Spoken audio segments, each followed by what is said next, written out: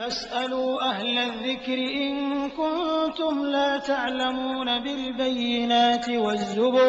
স্ত্রী যদি ঠিকভাবে সালাত আদায় না করে এবং সহিহ আকীদা না মানে, কুফরি আকীদা পোষণ করে, স্বামীর মা ও বোনকে নিয়ে বাজে মন্তব্য করে, স্বামীর সম্পদ ঠিক না রাখে, তাহলে শরিয়া মতে আমার করণীয় কি জানালে উপকৃত হবো। জাযাকাল্লাহ খায়ের। আসলে আল্লাহ তাআলা দুনিয়াতে মানুষকে পরীক্ষা করেন।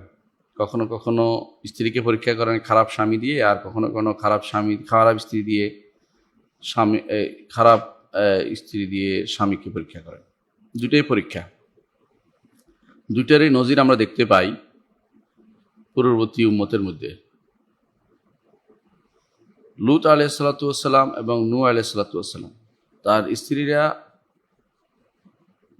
তারা দ্বীনের ব্যাপারে রাসূলুল্লাহ সাল্লাল্লাহু আলাইহি আল্লাহ রাসূল সাল্লাল্লাহু আলাইহি ওয়াসাল্লাম নূহ রাসূল সাল্লাল্লাহু আলাইহি ওয়াসাল্লাম এবং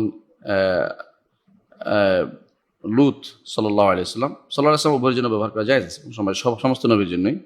তো ওনাদের অধীনে থেকেও ঈমান পাননি। কুফরি তাদের জাতির সাথে তাদের মধ্যে আঁতাত ছিল, হ্যাঁ, কিন্তু কোনো নবীর স্ত্রী কোনো খারাপ কাজ করেনি, ব্যভিচার করেনি, বিশ্বাস রাখতে হবে। তবে তারা কওমের প্রতি টান ছিল, শিরিক কুফরের যে সমস্ত জাতি তাদের প্রতি টান ছিল।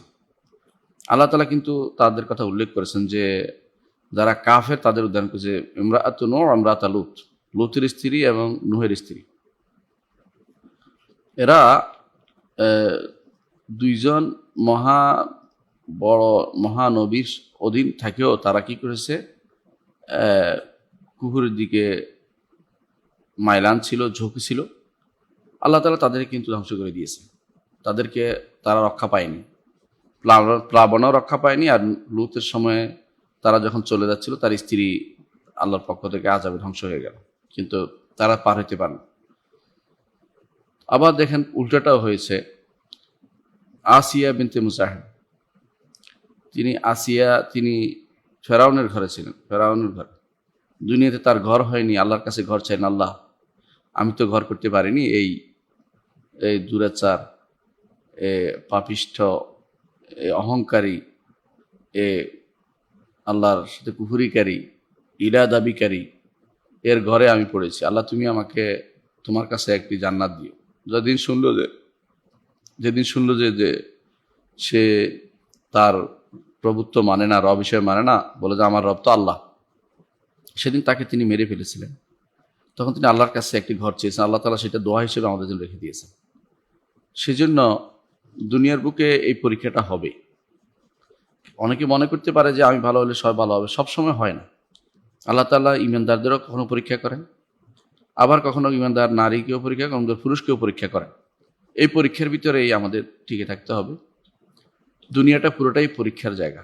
সুতরাং এটাকে আপনি যেভাবে বলেছেন, আপনার কোনো স্ত্রী যদি কোনো সঠিকভাবে সালাত আদায় না করে, সহিহ আকীদা পোষণ না করে এবং মা বোনকে নিয়ে খারাপ মন্তব্য করে, স্বামী মা বোনকে নিয়ে সম্পদ ঠিক না রাখে, এর অর্থ হলো সে স্ত্রী হওয়ার যোগ্য না।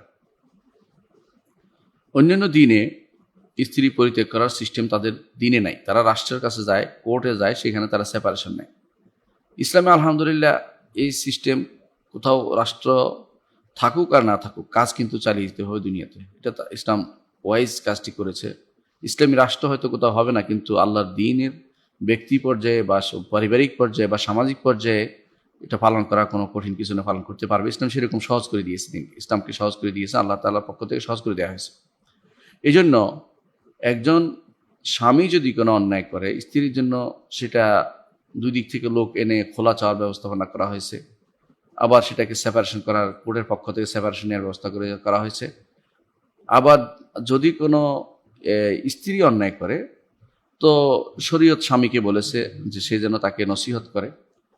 প্রথমে ঘরেই ভিন্ন বিছানা শুতে বলেছে, তারপরে যদি তাতেও কাজ না হয় তাহলে বলছে দুই দিক থেকে লোক এনে তাদের মধ্যে সালিশি বৈঠক করে তাদেরকে আলোচনা করতে। যদি তাতেও কাজ না হয় তাহলে মৃদু আঘাত করে তাকে বুঝাতে বলেছে, যাতে করে কষ্ট না হয়, শুধু অপমান বোধ হয় সেটার কারণে বুঝাতে বলেছে। যদি তাও না হয় তাহলে বলা হয়েছে যে তাদের মধ্যে যেন প্রথমে এক তালাক হয়। তখন আলহামদুলিল্লাহ শরিয়া মোতাবেক এই তালাকের সিস্টেম হচ্ছে শরীয়তের দেয়া।